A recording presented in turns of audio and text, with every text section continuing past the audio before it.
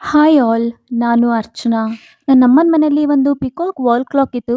ಅದನ್ನ ಡೆಕೋರೇಟ್ ಮಾಡ್ತಾ ಇದ್ದೀನಿ. ಇದನ್ನ ಡೆಕೋರೇಟ್ ಮಾಡ್ತಾ ಮಾಡ್ತಾ ಮನಸ್ಸಿನ ಬಗ್ಗೆ ಮಾತಾಡೋಣ ಬನ್ನಿ.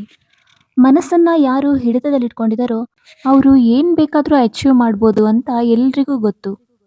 ನಮ್ಮ ಸುತ್ತಮುತ್ತ ಇರೋರನ್ನ ಕಂಟ್ರೋಲ್ ಮಾಡಬೇಕು ಅನ್ನೋ ಪ್ರಯತ್ನ ಮಾಡೋ ಬದಲಾಗಿ ನಮ್ಮ ಮನಸ್ಸನ್ನೇ ಕಂಟ್ರೋಲಿಗೆ ತಂದುಬಿಟ್ರೆ ಹೊರಗಡೆ ಇರೋ ಎಲ್ಲ ವಸ್ತುಗಳು ವ್ಯಕ್ತಿಗಳು ಆಟೋಮೆಟಿಕ್ಕಾಗಿ ನಮ್ಮ ಕಂಟ್ರೋಲಿಗೆ ಬರುತ್ತವೆ.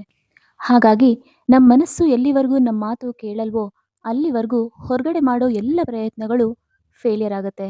ಇದು ಲೌಕಿಕ ಹಾಗೂ ಆಧ್ಯಾತ್ಮಿಕ ಸಾಧನೆ ಎರಡಕ್ಕೂ ಅನ್ವಯಿಸುತ್ತೆ.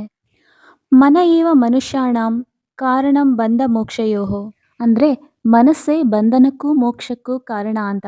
ಇಲ್ಲಿ ಅರ್ಥ ಮಾಡ್ಕೋಬೇಕಾಗಿರೋ ವಿಷಯ ಏನು ಅಂದರೆ, ನಮ್ಮ ಮನಸ್ಸು ಒಂದು ಉಪಕರಣ ಥರ. ಅಂದರೆ ಒಂದು ಇನ್ಸ್ಟ್ರೂಮೆಂಟ್. ಬರೆಯೋದಕ್ಕೆ ಹೇಗೆ ನಮಗೆ ಪೆನ್ ಬೇಕೋ, ಏನಾದರೂ ಕಟ್ ಮಾಡೋಕ್ಕೆ ಹೇಗೆ ನಮಗೆ ಕತ್ತರಿ ಬೇಕೋ, ಹಾಗೆ ಒಂದು ಊರಿಂದ ಇನ್ನೊಂದು ಊರಿಗೆ ಹೋಗಬೇಕಾದ್ರೆ ಹೇಗೆ ನಮಗೆ ವೆಹಿಕಲ್ಸ್ ಫೆಸಿಲಿಟಿ ಬೇಕೋ, ಹಾಗೆ ಮನಸ್ಸು ಕೂಡ.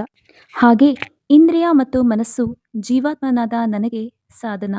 ಅಬ್ರಹಾಂ ಲಿಂಕನ್ ಒಂದು ಮಾತನ್ನ ಹೇಳ್ತಾರೆ, ನನಗೆ 1 ಗಂಟೆ ಒಂದು ಮರವನ್ನು ಕಟ್ ಮಾಡೋಕ್ಕೆ ಕೊಟ್ಟರೆ ಅದರಲ್ಲಿ 45 ನಿಮಿಷ ನಾನು ಕೊಡ್ಲಿಯನ್ನು ಹರಿತ ಮಾಡೋಕ್ಕೆ ಉಪಯೋಗಿಸ್ತೀನಿ ಅಂತ ಹೇಳ್ತಾರೆ.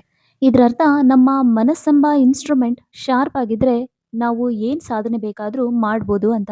ಹೇಗೆ ಒಂದು ಹಠದ ಮಗುವನ್ನು ಸಮಾಧಾನ ಮಾಡೋಕ್ಕೆ ಅವರ ತಂದೆ ತಾಯಿ ಪ್ರಯತ್ನ ಮಾಡ್ತಾರೋ, ಹಾಗೆ ನಮ್ಮ ಹಠದ ಮನಸ್ಸನ್ನು ಸಮಾಧಾನ ಮಾಡೋದನ್ನು ನಾವು ಕಲೀಲೇಬೇಕು.